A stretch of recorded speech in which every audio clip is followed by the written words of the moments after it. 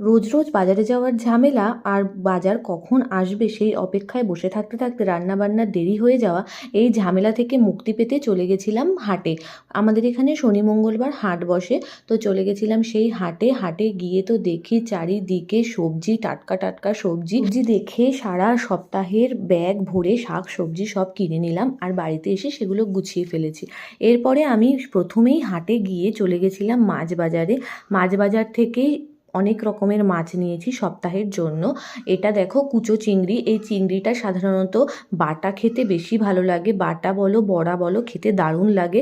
জানি না আমি কি করব, এখনও ডিসাইড করিনি। আমি তরকারিতেও দিতে পারি, আবার বাটাও খেতে পারি। আর এইদিকে নিয়েছিলাম কাতলা মাছ, আর এই দেখো আমুদি মাছ। আমুদি মাছ কিন্তু মচমচে ভাজা ডালের সাথে দারুণ লাগে।